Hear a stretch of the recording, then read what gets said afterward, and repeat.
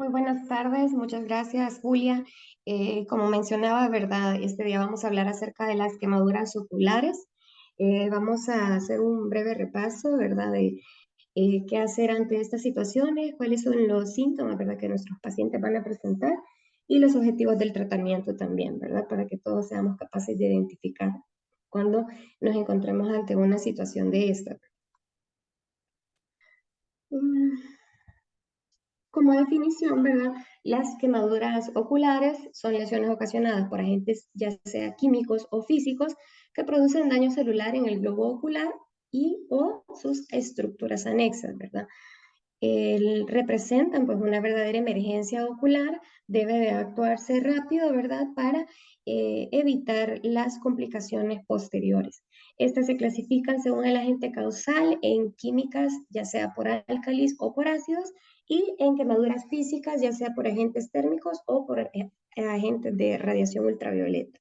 Se considera un problema de salud pública debido a la poca conciencia sobre la protección ocular, la morbilidad y la severidad de las secuelas cuando se presenta un caso de esto.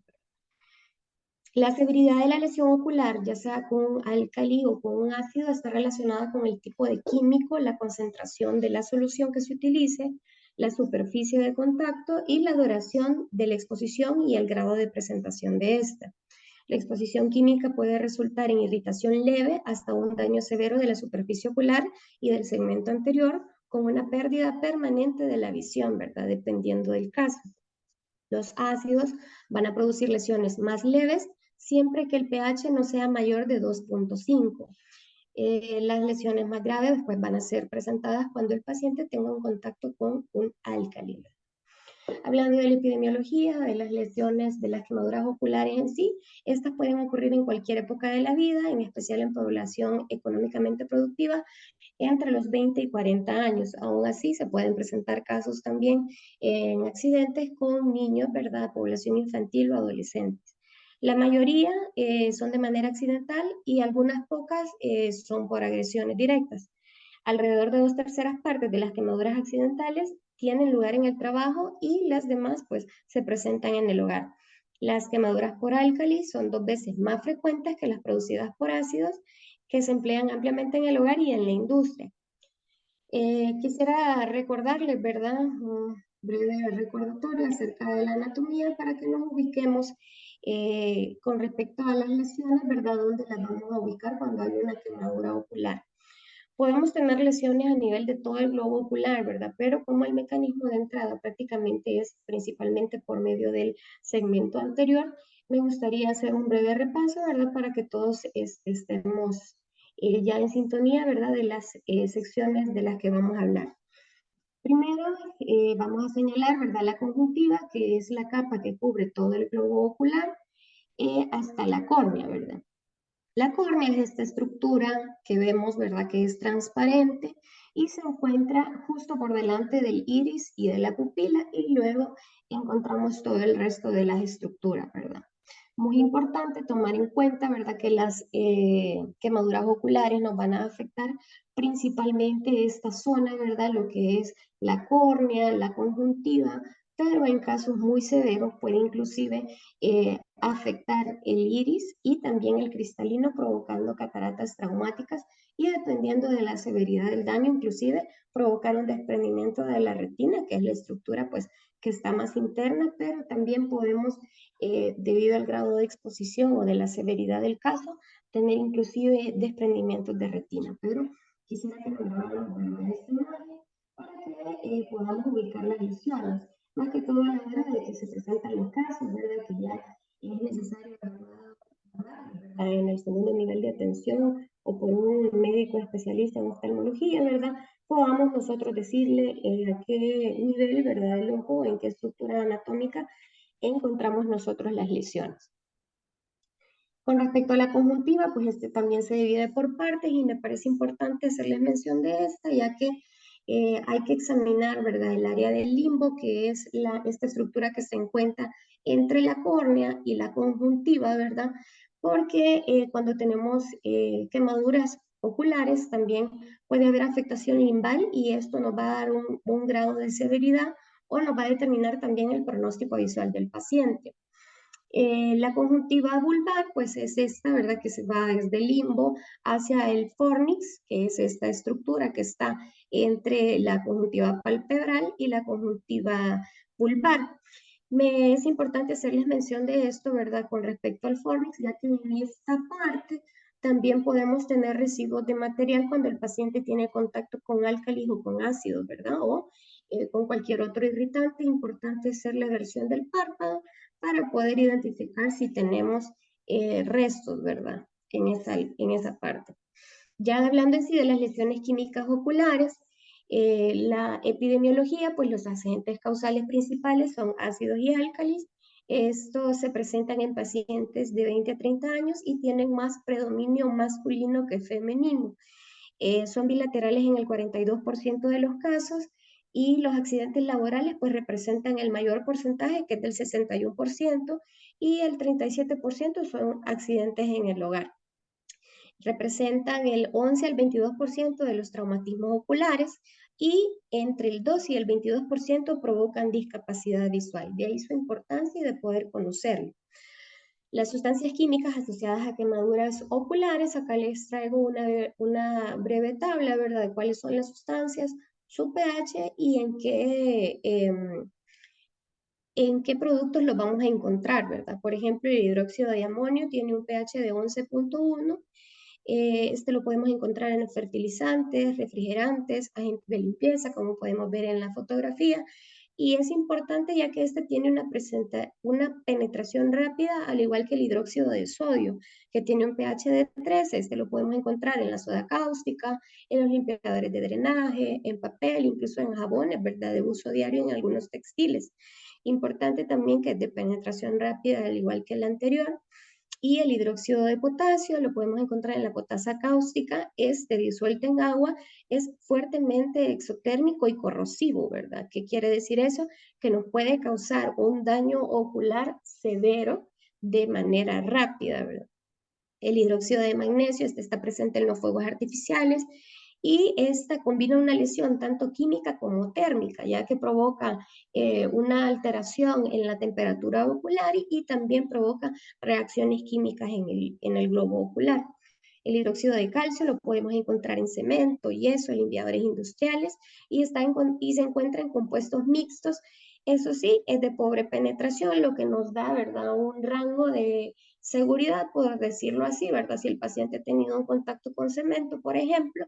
Sin embargo, si el paciente está expuesto durante mucho tiempo a este elemento, ¿verdad?, esta sustancia, el daño igual puede ser severo, aunque tenga pobre penetración, si no se hace un lavado ocular de forma pronta.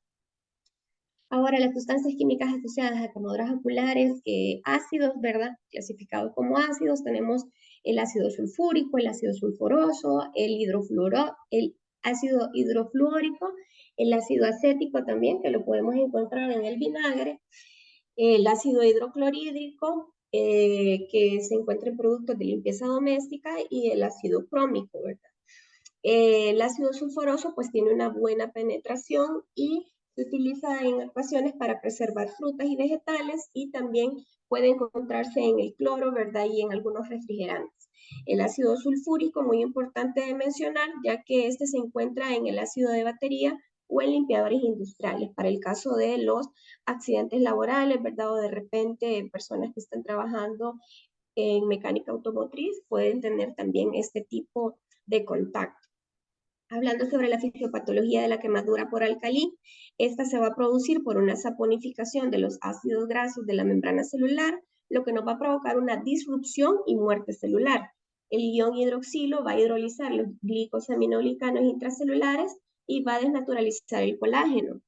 Los tejidos dañados pues, van a estimular una respuesta inflamatoria, lo que va a provocar una liberación de enzimas proteolíticas y que llevará a una necrosis licuefactiva, ¿verdad? Estos son los pasos, ¿verdad?, por los que el álcali va a provocar una quemadura a nivel del globo ocular. Ahora, la fisiopatología de la quemadura por ácido, esta va a provocar una precipitación de proteínas en el epitelio corneal, lo que va a limitar a una mayor penetración, y el ácido fluorhídrico, pues aunque es un ácido débil, este puede cruzar rápidamente la membrana celular al permanecer no ionizado, lo que puede hacer que actúe como un álcali, causando también una necrosis licuefactiva. Importante, de verdad, traerlo a mención, ya que este es de los que nos va a causar efectos graves, ¿verdad? En el globo ocular, al igual que los álcalis. El resto de los ácidos, pues, tienden a provocar quemaduras más leves. La presentación clínica, ya sea una quemadura por álcali o por ácido, ambas poseen los mismos síntomas, ¿verdad? El paciente puede llegar con dolor ocular, una hiperemia conjuntival significativa, puede llegar inclusive con edema palpebral, visión borrosa, también blefaroespasmo, ¿verdad? La incapacidad de poder realizar la apertura ocular espontánea. También puede presentar fotofobia, prurito, y puede también tener grados de isquemia limbal.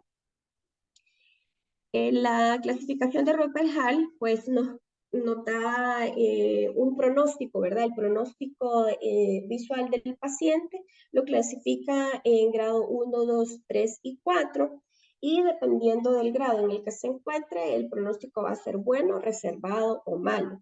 En el grado 1, en la afectación conjuntival, no hay ningún tipo de afectación, lo único que sí hay es un daño epitelial a nivel corneal.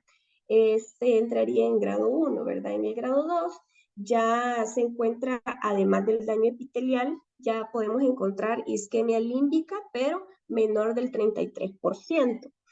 Podemos encontrar también una córnea edematosa, pero con detalles del iris visibles. En el grado 3, ya el pronóstico es reservado porque tenemos una isquemia límbica que puede ir del 33 al 55%, que hay pérdida total también, o turbiedad del estroma que nos oculta los detalles del iris. En el grado 4 el pronóstico es malo si la isquemia límbica ya es mayor del 55%, entonces vamos a encontrarnos con una córnea opaca y el iris y la pupila ocultos, sin posibilidad pues de ver las estructuras del segmento anterior. Esto a grosso modo, ¿verdad? Para que nos hagamos una idea del pronóstico visual del paciente, dependiendo de cómo lo recibamos. Otra de las clasificaciones que nos sirve también para medir el pronóstico visual es la clasificación de la DUA. Esta está clasificada en 6 grados, y los hallazgos clínicos, ¿verdad? Están relacionados tanto con la afectación limbar como las horas de exposición que ha tenido el paciente a la gente. Por ejemplo, en el grado 1, o sea, pronóstico muy bueno, es cuando el paciente llega con nosotros con 0 horas de afectación limbal, y nosotros podemos dar un tratamiento de manera rápida. Esto lo llega a clasificar, ¿verdad? En grado 1, y lo que le da un pronóstico visual muy bueno. Ahora bien, si la afectación limbal ya tiene menos de 3 horas, no excede las 3 horas, se va a ser clasificado como grado 2. Y también si la lesión conjuntival es menor al 30%, ¿verdad? Esto nos da un buen pronóstico todavía, y el grado 3 ya va a ser cuando la exposición sea de mayor de 3 a 6 horas de afectación limbal, la lesión conjuntival mayor del 30%, pero menor del 50%, ¿verdad? Y el grado 4, que va de bueno a reservado, con una afectación limbal desde las 6 hasta 9 horas, y pronóstico de reservado a malo va de más de 9 horas a 12 horas también de afectación limbal, y una lesión conjuntival pues ya más extensa, ¿verdad? De 75 al 100%. Y un pronóstico muy malo pues es cuando tenemos afectación de todo el limbo, ha dañado ya las 12 horas, las 12 horas según las agujas del reloj, y tenemos una lesión conjuntival mayor del 100, completa, ¿verdad? Del 100%. La isquemia límbica, pues vamos a encontrar áreas de rotura de los vasos conjuntivales epiesclerales. Va a presentarse como áreas avasculares blancas en el borde del limbo, ¿verdad? Que es esta estructura que les mencionaba, que es la que encontramos acá, ¿verdad? Entre la córnea y la conjuntiva. Si vemos aquí, hay unas áreas avasculares, o sea que ha perdido la vascularización de esa zona, ¿verdad? Lo podemos ver incluso mejor en esta fotografía, un área vascular ya con isquemia conjuntival también, y puede ser acompañada también de necrosis de las células endoteliales por parte de la córnea y también necrosis de los vasos conjuntivales y esclerales, como lo podemos ver en esta otra imagen. También podemos encontrar, como les mencionaba anteriormente, hiperemia conjuntival, áreas de queratitis, como lo vemos en esta fotografía, ¿verdad? Áreas que tiñen con fluoresceína, una córnea opaca, como lo vemos en la primera imagen, ¿verdad? Y un edema corneal significativo que no es como una córnea opaca en sí, ¿verdad? Sino que hay cierto edema que nos permite todavía visualizar las estructuras de la pupila y el iris y algunos otros segmentos de algunas otras estructuras del segmento anterior, perdón. Con respecto a las fases de la cicatrización fisiológica, ¿verdad? De las quemaduras oculares, la fase aguda va de 0 a 7 días. En esta etapa, las lesiones grado 1 pues curan y las lesiones grado 2 suelen tener una recuperación lenta. Las lesiones grado 3 y 4 vamos a encontrarnos con una reepitelización escasa o nula en los primeros 7 días después de la quemadura ocular. La fase reparadora inicial va a iniciar de los 7 a los 21 días y las lesiones grado 2 ya van a presentarse con reepitelización completa y desaparición de la opacidad, por lo que a estos pacientes hay que darle seguimiento, ¿verdad? Las primeras 3 semanas. Luego de las primeras 3 semanas inicia la fase reparadora tardía. En esta ya hay anestesia corneal, ya hay alteración también de las células calciformes y la mucina, y puede haber una regeneración irregular de la membrana epitelial. El daño a células progenitoras límbicas puede verse ya en esta fase, ¿verdad? Y ya podemos ver también reepitelización corneal por epitelio conjuntival, y es en esta fase que podemos presentar simblefaron, entropión cicatrizal o triquiasis. La evaluación clínica pues debe de tener aspectos importantes, ¿verdad? Lo más importante es una historia clínica completa y determinar la naturaleza del agente causante, ¿verdad? Para nosotros hacernos una idea del daño, ¿verdad? Que puede sufrir el globo ocular. La cantidad de material también a la que fue expuesto el globo ocular, la duración de la exposición, o sea, del momento en el que tuvo contacto con la sustancia hasta el momento que llega a la consulta con nosotros, cuánto tiempo ha pasado, eso también es importante, el nivel de dolor que presenta el paciente, si el paciente ya realizó, ¿verdad?, algún lavado ocular o algún otro tipo de etnoprácticas, ¿verdad?, que puedan poner incluso más en riesgo la visión de este paciente. Y ya posteriormente se puede realizar una evaluación de la agudeza visual, la presión intraocular, podemos evaluar también los reflejos pupilares. La presión intraocular, pues lamentablemente no todas las unidades de salud cuentan con tonómetros portátiles, ¿verdad? No lo encontramos en todos los centros, pero lo que sí podemos evaluar, ¿verdad? En las unidades de salud, por ejemplo, son los movimientos oculares, ¿verdad? Y el fondo de ojo de ser posible, con un oftalmoscopio directo.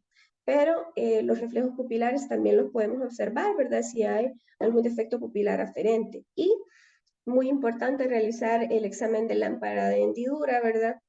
Con el oftalmólogo, ¿verdad?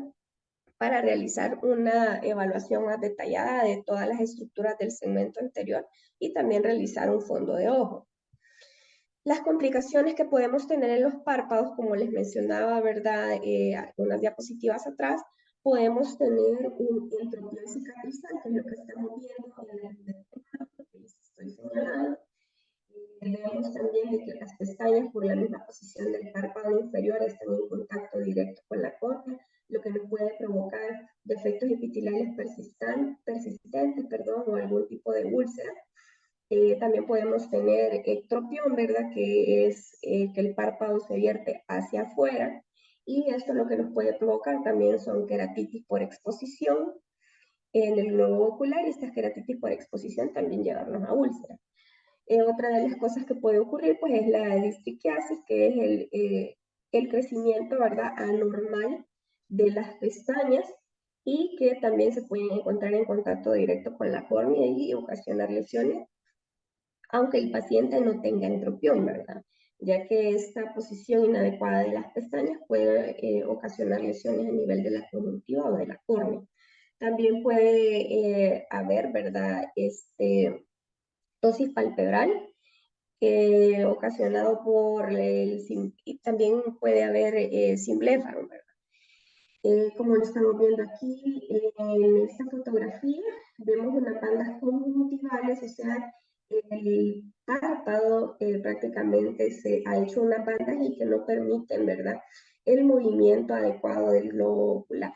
Aquí podemos ver cómo se ve un simbléfaro, ¿verdad? Ah, estas bandas que van a hacer tracción y pueden limitar también los movimientos oculares y nos puede provocar complicaciones en la superficie ocular también, como de ojo seco por la posición de los párpados, ¿verdad? También por pérdida de las células caliciformes o un daño al sistema lagrimal. Puede provocar también opacidad de la córnea por una cicatrización de la córnea, ¿verdad? Nos puede provocar también una neovascularización corneal o una deficiencia de las células madre linfáticas, erosiones corneales recurrentes o defectos epiteliales que no cicatrizan. También puede provocar glaucoma secundario, ¿verdad?, a la exposición de estos agentes, una isquemia del iris o una pupila midriática.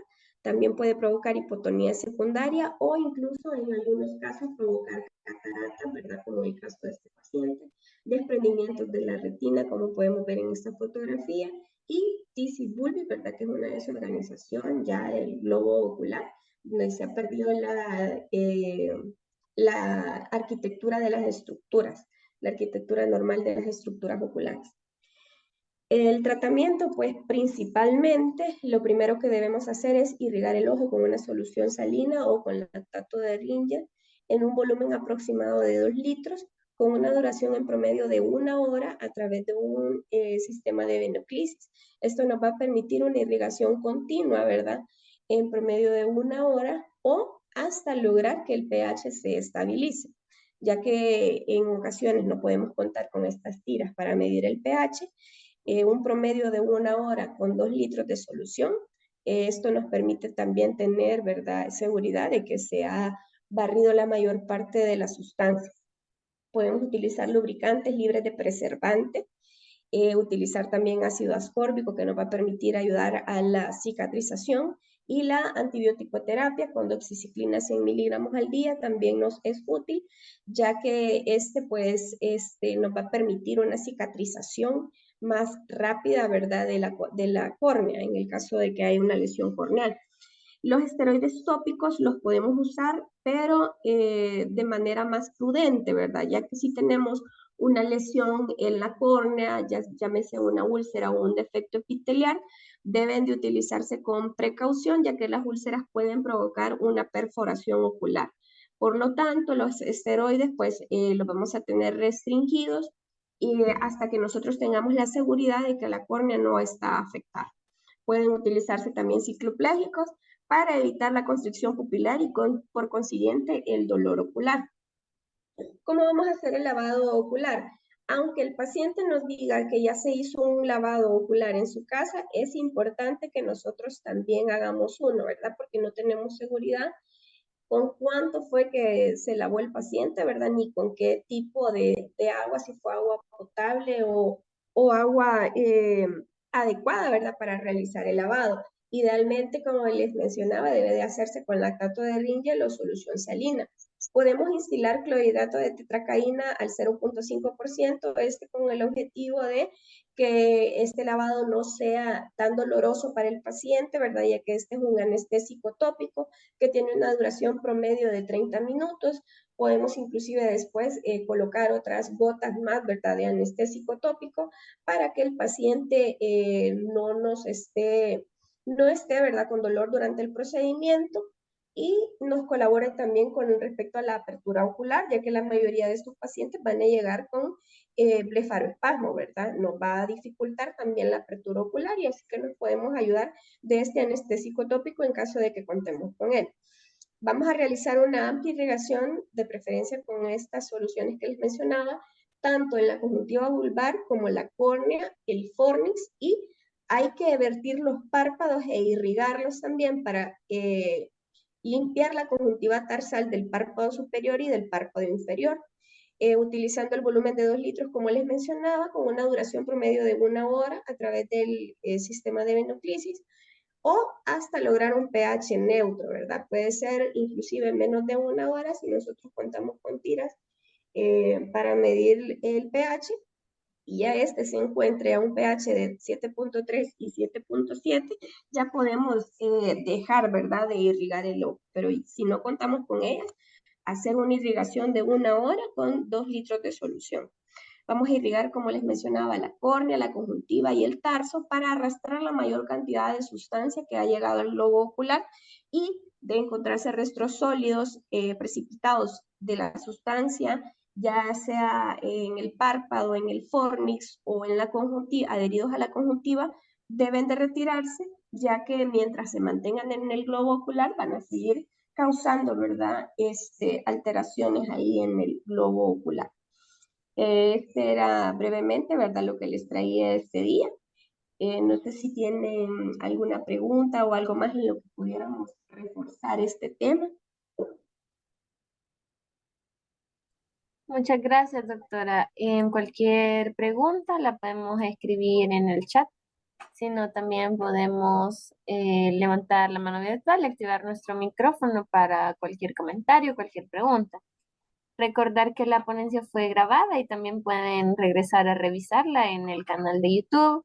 Nos encuentran como Formación y Desarrollo de Talento Humano MinSal. No sé si habrá alguna pregunta, algún comentario.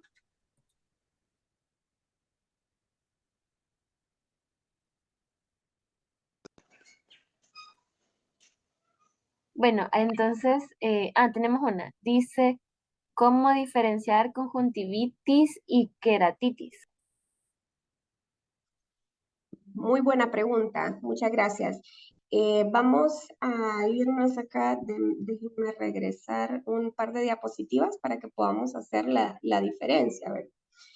Una queratitis quiere decir que hay afectación de la córnea, ¿verdad? Y una conjuntivitis, por ende, es la afectación de la conjuntiva. Puede ser la conjuntiva vulvar, que es la que vemos aquí en la fotografía, que va del limbo hacia el fornix, o la conjuntiva palpebral o tarsal, ¿verdad?, que se encuentra aquí en el tarso. Esto se llama conjuntivitis. Las lesiones que dañan la conjuntiva van a nombrarse como conjuntivitis. Ahora bien, las queratitis se refieren a las lesiones que hay en la córnea, ¿verdad? Podemos tener también una conjuntivitis que además se acompañe de una queratitis, ¿verdad? Tengo una fotografía por acá más adelante, permítanme se las muestro. Las lesiones de la queratitis, como la podemos ver aquí, son estas lesiones punteadas, pueden ser de distintas formas, ¿verdad? No solo punteadas, como el caso de esta fotografía, sino que también pueden verse de distintas maneras, ¿verdad? Pero la presentación que vemos aquí es una queratitis punteada en el inferior de la córnea, la parte inferior de la córnea. A este paciente ya se le instilaron unas gotas de fluoresceína, que es un colorante, ¿verdad?, que nos va a permitir colorear estas lesiones cuando las tengamos presentes. Si vemos aquí, la conjuntiva se ve bastante bien, no parece que haya una conjuntivitis, además de la queratitis que el paciente ya presenta, pero básicamente es eso, ¿verdad? Que la queratitis es la que nos va a afectar las áreas correspondientes a la córnea, y las conjuntivitis pues son las afectaciones de la conjuntiva. No sé si tenemos alguna otra pregunta. Gracias, doctora. Ignacio Ramos tiene levantada la mano. Adelante, Ignacio. Bien, muy buenas tardes, muchas gracias. Solo unas pequeñas dudas, por ejemplo, mencionaba para el tratamiento doxiciclina, en este caso, eh, ¿considera que es mejor, porque realmente no he leído mucho en ese caso, que el tratamiento sea oral o sea tópico en el caso de de las quemaduras, ya sea alcali o por ácido, ¿verdad? Sea directamente oftálmico. Y la otra consulta, en el caso de una quemadura, eh, se puede hacer la valoración, digamos, hablando primer nivel, se hace la irrigación del paciente, siempre es recomendable hacer la irrigación mientras se consigue pues el traslado para un centro de mayor complejidad. Muchas gracias. Muchas gracias, muy buena pregunta. Me enfoqué más que todo en las quemaduras por álcalis y ácidos porque estas son las que nos van a dar más problemas si no realizamos un lavado ocular oportuno, ¿verdad? El lavado ocular se debe de hacer siempre que se sospeche el contacto con un cuerpo extraño para poder retirarlo del ojo, porque entre más tiempo pasa dentro de la conjuntiva, ¿verdad? O del párpado, más daño puede provocar a las estructuras externas del ojo, llámese conjuntiva, córnea, ¿verdad? O incluso en el párpado o el fornix. En el caso de las quemaduras térmicas, me imagino que estaba tratando de preguntarme, ¿verdad? En el caso de las quemaduras térmicas, por ejemplo, por llama, ¿verdad? O por agentes ultravioleta. En estos casos, pues lo más importante es la evaluación oftalmológica urgente. No es necesario de entrada, pues, el lavado ocular, ¿verdad? Pero si tenemos la sospecha de que adicional a la quemadura por flama, por ejemplo, ha ingresado algún objeto extraño en el globo ocular o a nivel del párpado de la conjuntiva, no está de más hacer un lavado ocular, ¿verdad? Daño no le va a hacer al paciente. Ya si nos enfrentamos a una quemadura térmica per se, podemos colocar un sello ocular, ¿verdad? En la unidad de salud y referir al paciente a segundo nivel para que nosotros hagamos la evaluación oftalmológica correspondiente. Pero siempre que el paciente esté en contacto con un cuerpo extraño, es prudente, sí, realizar un lavado ocular. Estoy leyendo otras preguntas, no sé si quedó claro o... No, sí, claro. Sí. Y ahí Ok. solo que consulté de la doxiciclina, si era mejor Ah, hacerlo oral o tópico, simplemente. con respecto a la doxiciclina, doctor, fíjese de que la doxiciclina se indica en lesiones corneales, ya que pues tiene acción sobre la colagenasa y nos permite una cicatrización más rápida de la córnea, ¿verdad? Con respecto a los tópicos, se pueden usar también, se deben usar para evitar una infección agregada. Se puede utilizar un antibiótico tópico, aunque no contemos con antibiótico oral como doxiciclina. Igual podemos y debemos de dar un antibiótico tópico, ¿verdad? Para proteger al ojo de otras infecciones sobreagregadas. Si es que hay alguna lesión en el globo ocular, los microorganismos pueden llegar ahí, ¿verdad? Importante mencionar que estos antibióticos, si nosotros no estamos seguros en el primer nivel, ¿verdad? Ya que no contamos con lámpara de hendidura para ver el ojo a detalle, si no estamos seguros de que no hay una lesión en la córnea, es mejor utilizar únicamente un antibiótico sin esteroide y que el esteroide podamos nosotros brindarlo, ¿verdad? Ya en el segundo nivel de atención, si lo consideramos prudente. Eh, pero si no le va a dejar esteroide al paciente y solo le va a dejar antibiótico tópico, ¿verdad? Sí es importante que lo evaluemos en el segundo nivel de atención, ya que puede provocar simblefarum, ¿verdad? Si no se corrige o si no se trata de inflamación del ojo también. Pero mi consejo es que se les deje antibiótico tópico al paciente mientras espera ser evaluado, ¿verdad? En el segundo nivel de atención ya por el oftalmólogo. Estoy viendo acá otra pregunta, dice técnica para hacer la deversión del párpado superior para hacer el lavado ocular. Ustedes pueden auxiliarse de un hisopo, ¿verdad? Colocarlo sobre el párpado superior, traccionar ligeramente las pestañas y hacer el párpado hacia arriba para poder ver si hay algún resto en el párpado superior. Y en el párpado inferior, pues eso es mucho más fácil, ¿verdad? Solo hay que hacer una ligera tracción del párpado inferior y ahí podemos ver ya la exposición del tarso y del fornix. Vamos a ver, Elizabeth dice, en la unidad de salud no contamos con anestésico en gotas, siempre se hace la irrigación con solución salina o se refiere de inmediato y se realiza, aunque no una irrigación, supongo, copiosa, ¿Cómo se recomienda? El uso del anestésico, ¿verdad? Es para que el paciente tenga mayor confort, ¿sí? Si nosotros disponemos de él, hay que utilizarlo, pero si no disponemos de él, eso no debe de retrasarnos un lavado ocular.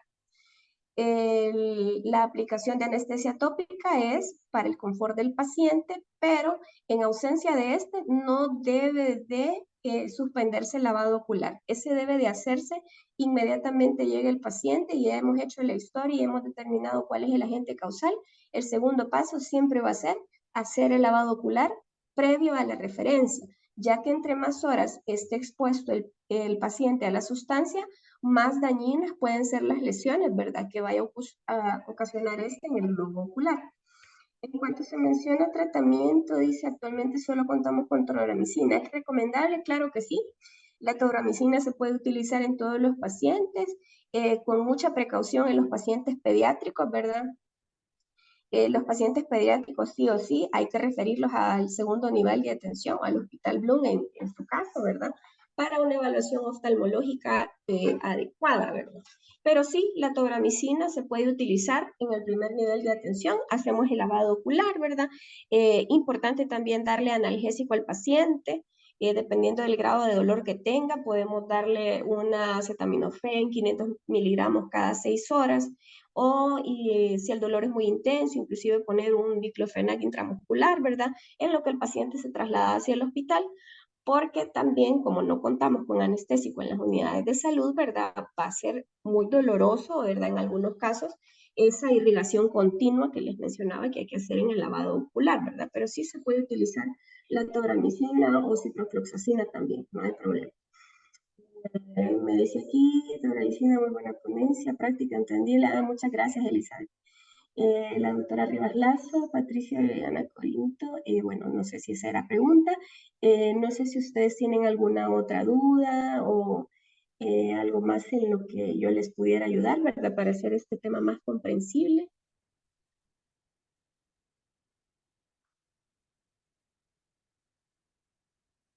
Hola. De momento creo que ya no hay ninguna duda, doctora, y tampoco ya no veo manitas levantadas. Ok, perfecto. Entonces, agradecerle por su tiempo y también a todas las personas que se conectaron. Muchísimas gracias por su atención. Quedo a la orden.